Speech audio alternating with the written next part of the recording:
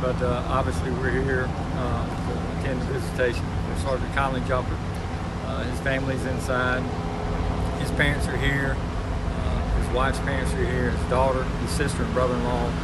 And as you can see, a lot of law enforcement representation is here, certainly to pay their respects to the family. And we're here at Thomas McAfee in Simpsonville, and very thankful for what they've done for Jumper's family. To be quite honest, they facilitated everything and reached out and paid for everything that's got to do with his funeral service for the family. So we're very grateful for that. And getting ready after this will last until the last person's here until about 8 o'clock, and then we'll move to the Bon Secours or the well and prepare for his service.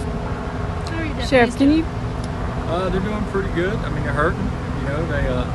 If you didn't know Jumper, he was just a huge man, full of life, and he left a large footprint wherever he went. So there's some big shoes to fill. He had a huge impact on the people who worked here for 28 years. He was certainly not forgettable in any way.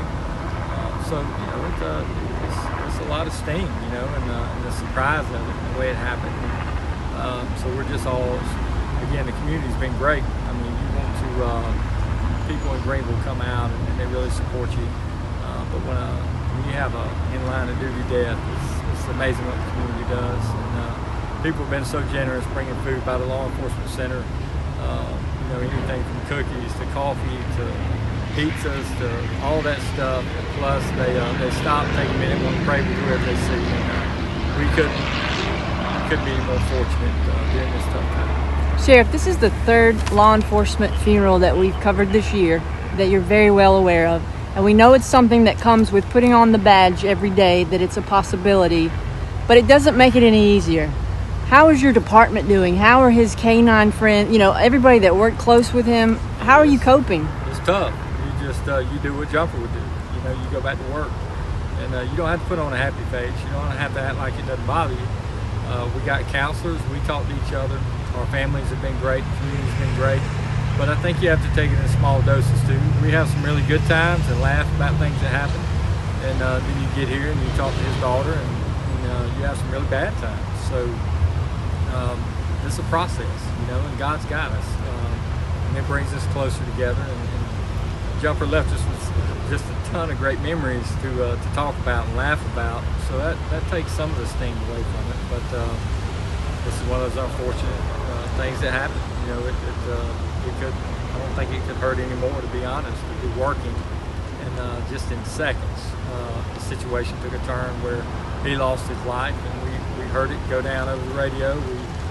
Everybody started responding and moving around and trying to get to him, and it was horrible. I mean, it's horrible, but God's at work. So He's got us. He's got us right where He wants us. So we have to do what He wants us to do, and He'll see us through. What can you tell us about that very special vehicle that's sitting over there? So one of the unique things, everybody's got a Jumper story, but one of the unique things about Sergeant Jumper is he never had a new vehicle. 28 years, he never got a brand new car. And he's a big man, so it doesn't take him long to wear a car out, but he was getting a brand new Tahoe, and it would be ready to, next week actually, he would have gotten it. And we had to put him in a Tahoe because he's a pretty large fella and he's got a dog, but he was looking forward to it, and he went down there and seen it and kind of said this is what he wants.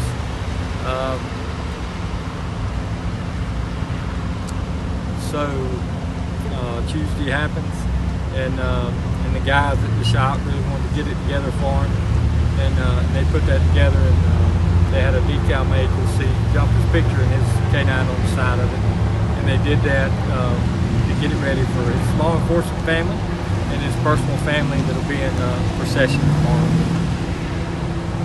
Speaking of tomorrow, obviously a lot of planning goes into that, especially when you're going from Greenville to where he'll be laid to rest. Anything that you want to tell the community to expect for that? Certainly delays. We think certainly a large presence leaving the well. If you're downtown, we will be shutting the streets down to get the procession on 385. So just expect some delays for sure if you're in that area, because a lot of intersections are going to be closed down. We expect about 1,500 people to attend. and that's 1,500 vehicles. So it's going to be a lengthy process, but it's well planned. But there will be some delays involved, and then we will head 385 to 26, and go into almost into Newberry, where he'll be laid to rest. Sheriff, what does it say to you, the response the community's had? And there's been an outpouring that I'm not really familiar with lately that really tells you something, doesn't it? Well, it does, and it tells you just how great this community is. And sometimes attention doesn't always get placed on very positive things, and we get a lot of negative things.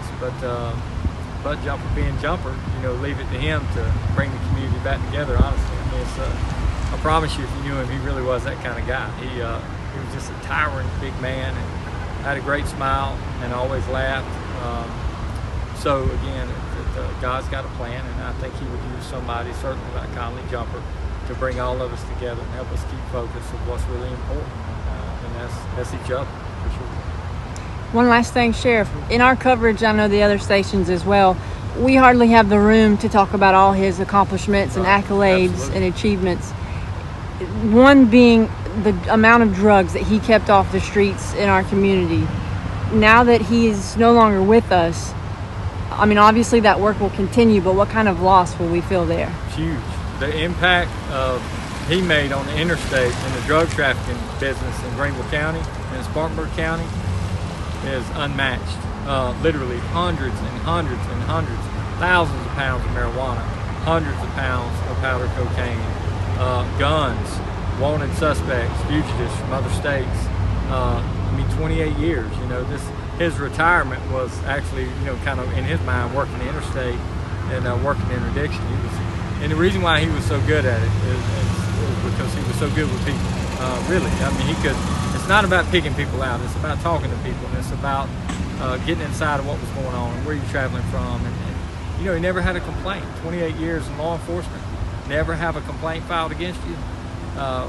What's that say about a man like Sergeant Jumper? So he just an incredible figure, and we missed. But let me say, he has trained so many people here. Somebody will step up and fill the role. It'll take some time, but his impact will be felt in this agency for years and years to come. For sure. What would he say to you guys right now? He would tell us we're crazy for doing all this and get back to work.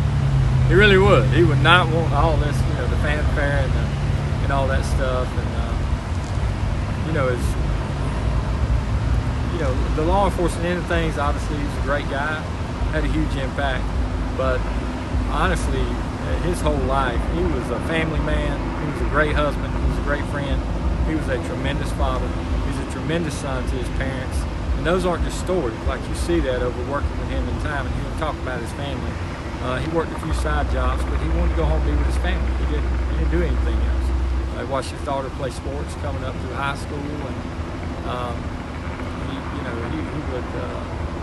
he's larger than life. Like I say, big impact. Thank you, sir. Thank you. Thank you.